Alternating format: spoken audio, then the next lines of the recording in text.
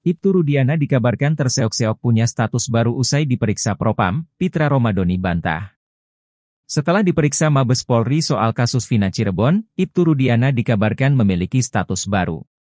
Status baru ini bisa membuat kuasa hukum para terpidana sumringah. Laporan dugaan kesaksian palsu dan penyiksaan oleh Ibtu Rudiana itu dikabarkan sudah naik menjadi penyelidikan. Namun peningkatan status laporan itu langsung dibantah kuasa hukum Ibtu Rudiana.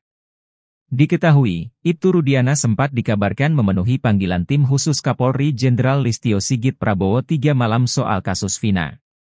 Bareskrim memanggil kuasa hukum pelapor, yang tidak lain adalah salah satu terpidana atas nama Hadi Saputra hari ini.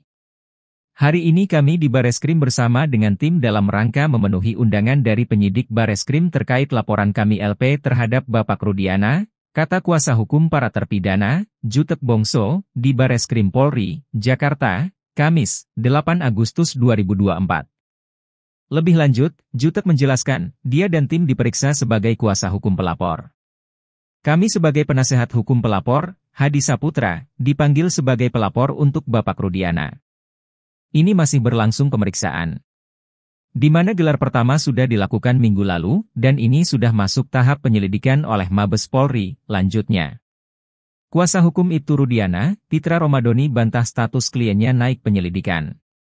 Menurut Pitra, jika status laporan naik menjadi penyelidikan, dia sebagai terlapor harusnya mendapat surat dari Bareskrim.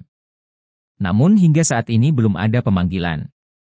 Kendati begitu, Pitra memastikan kuasa hukum terpidana kasus Vina, dalam hal ini yang melaporkan adalah Hadi Saputra, hanya asal klaim.